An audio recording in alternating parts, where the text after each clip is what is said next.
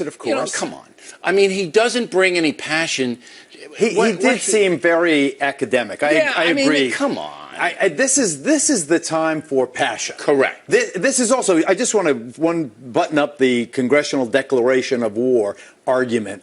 The country has been riven by partisanship, by asking Congress in a bipartisan fashion to show the world that the United States is united against this enemy and intent on destroying this enemy would send an unmistakable signal. Now, to the president's demeanor and his whole style, he's just too cool for school, Bill. That's it. He is too detached. He is too removed. If someone cuts the head off of someone, you don't, A, go golfing 3 minutes later, and you don't, B, allow it to be taken in the ordinary course. Okay, they insulted us in this way. It isn't an insult. It is an act of war. Can you imagine if Saddam Hussein had cut off the heads of 2 Americans in March 2003? The United States would have been far more united about that effort. But I don't think the United States is divided on President Obama's golf game. I don't think it is. I think 80% of Americans thought that was in bad form.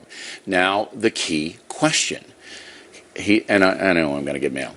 He's not a stupid man. He's not. He's an intelligent man. That man, the president, is intelligent. Yet he does these things, and I know people tell him, maybe you shouldn't. Maybe you should just play chess inside, all right?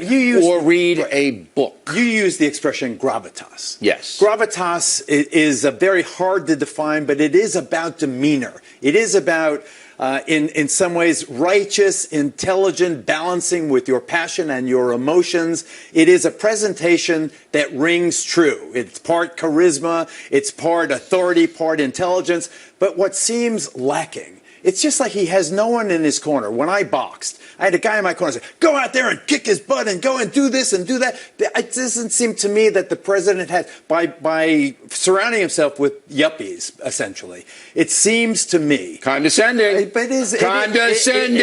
It is a description, almost a generational description, but by surrounding himself with people who are dispassionate in this way, I think he loses the ability to communicate the rage of the United States of America. He should know better.